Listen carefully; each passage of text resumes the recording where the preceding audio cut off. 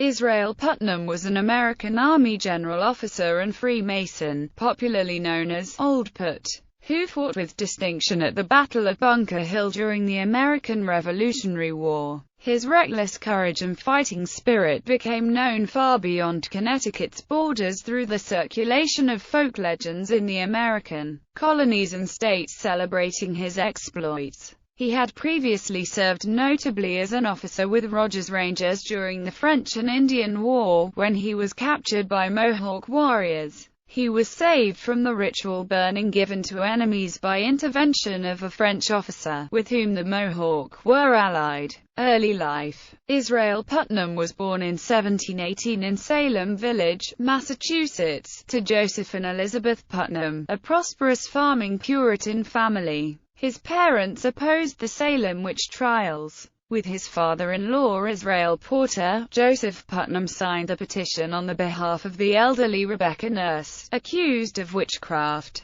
But the jury overturned its first verdict of innocent, convicting her and sentencing her to death. One of her sisters was also executed in the hysteria of the time. In 1740, at the age of 22, the young Putnam moved west to Mortlake in northeastern Connecticut, where land was cheaper and easier for young men to buy, according to oral tradition. In 1743, Putnam killed the last wolf in Connecticut with the help of a group of farmers from Mortlake seeking to safeguard their sheep.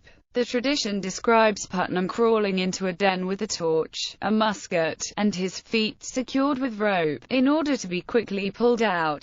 While in the den, he allegedly killed the she-wolf. A section of the Mashamocket Brook State Park, including the den in modern-day Pomfret, is named Wolf Den. The name Wolf Den Road in adjacent Brooklyn, Connecticut also attests to the days of wolves. Early military service. Putnam took part in the French and Indian War as a member of Rogers Rangers, and later led a similar company of Rangers from Connecticut. He was promoted to captain in 1756 and to major in 1758. In 1757 the Rangers were stationed on an island off Fort Edward. The following February, Putnam and his Rangers were still on Rogers Island. Fire broke out in the row of barracks nearest the magazine. Although the danger of an explosion was imminent, Putnam took a position on the roof and poured bucket after bucket of water upon the flames, only descending when the buildings fell but a few feet from the magazine. In spite of his severe wounds, he continued to fight the fire, dashing water upon the magazine until the fire was under control. Putnam was laid up for a month due to burns and exposure. Captured on August 8, 1758 by the Kanawake during a military campaign near Crown Point in New York,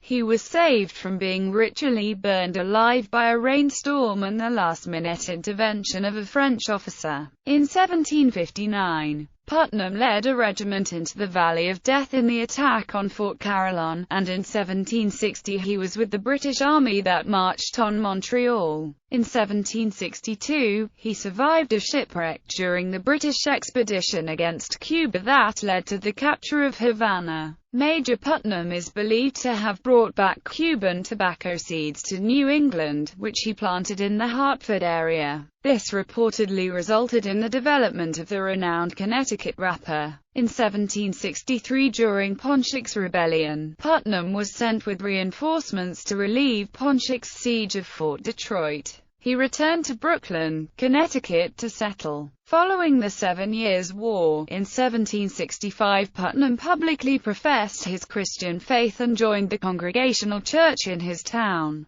Putnam was among those who objected to British taxation policies. For instance, around the time of the Stamp Act crisis in 1766, he was elected to the Connecticut General Assembly and was one of the founders of the state's chapter of the Sons of Liberty. In the fall of 1765, Putnam threatened Thomas Fitch, the popularly elected Connecticut governor, over this issue. He said that Fitch's house will be leveled with the dust in 5 minutes if Fitch did not turn over the stamp tax paper to the Sons of Liberty. The American Revolution. Battle of Bunker Hill. By the eve of the Revolution, Putnam had become a relatively prosperous farmer and tavern keeper, with more than a local reputation for his previous exploits. On April 20, 1775, when Putnam received news of the battles of Lexington and Concord that started the war the day before, he left his plow in the field and rode 100 miles in 8 hours, reaching Cambridge the next day and offering his services to the Patriot cause.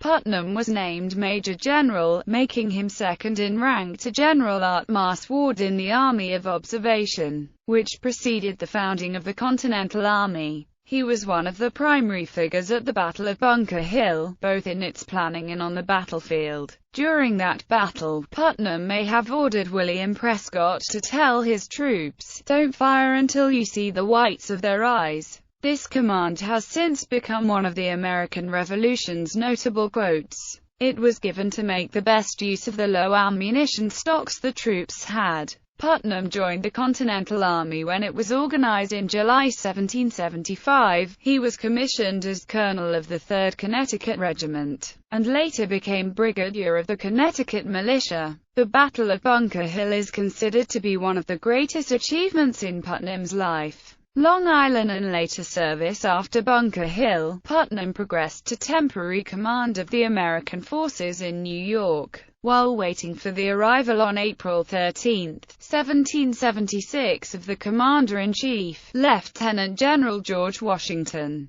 Putnam's fortunes declined at the Battle of Long Island in August 1776, where he was forced to effect a hasty retreat from the British. Washington did not blame Putnam for this failure as some in the Second Continental Congress did, but Washington reassessed the abilities of his general and assigned him to recruiting activities. In 1777 Putnam received another, though lesser, military command in the Hudson Highlands, where his headquarters was at the Bush-Leon homestead, with future Vice President Aaron Burr in his charge. Putnam was fooled in October 1777 by a feint executed by British troops under the command of General Sir Henry Clinton, making way for Clinton's capture of Fort Montgomery and Fort Clinton. Putnam was brought before a court of inquiry for these losses, where he was exonerated of any wrongdoing. On February 26, 1779, Putnam escaped from the British, riding down a steep slope in Greenwich, for which he became famous. A statue commemorating this escape was erected at Putnam Memorial State Park in Reading, Connecticut. Anna Hyatt Huntington, a local sculptor, created the bronze statue in 1969. During the winter of 1778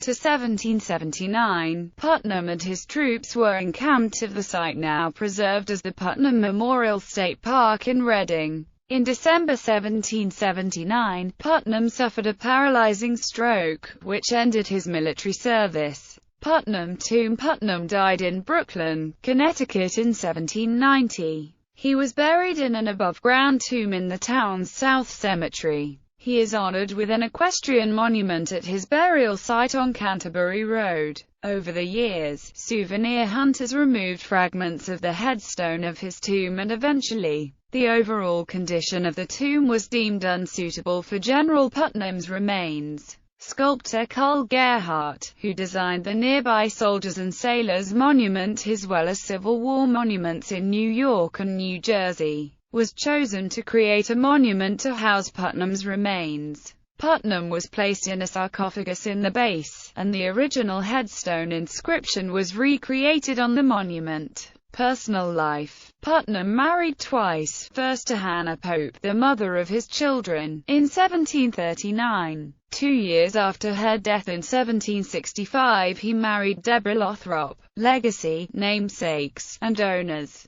Within a few years, so many people visited Putnam's tomb that the marble marker became badly mutilated from souvenir chippers. It was removed for safekeeping to the Connecticut State Capitol in Hartford. In 1888, Putnam's remains were removed from the Brooklyn Cemetery and reinterred in a sarcophagus built into the foundation of a monument in his memory, newly erected on a plot of ground near the Brooklyn Town Green. Putnam's birthplace, Putnam House in Danvers, Massachusetts, has been designated and preserved as an historic structure. His Connecticut farmhouse still stands, and is listed on the National Register of Historic Places. In the early days of the war, Putnam was regarded by Washington as one of America's most valuable military assets. During the Revolution, however, Putnam led more strategic defeats than offensive victories and was known chiefly for his reckless courage.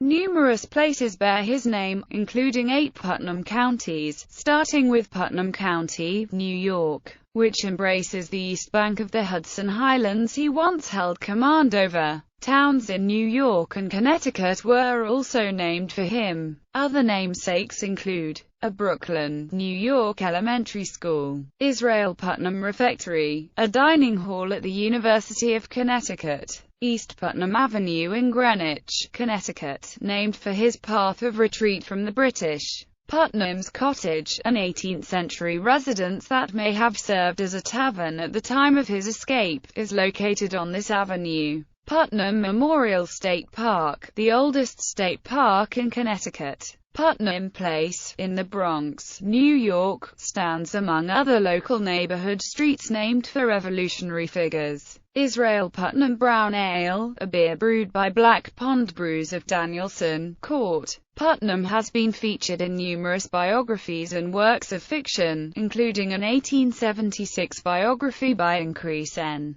Tarbox, an historian, theologian, and author.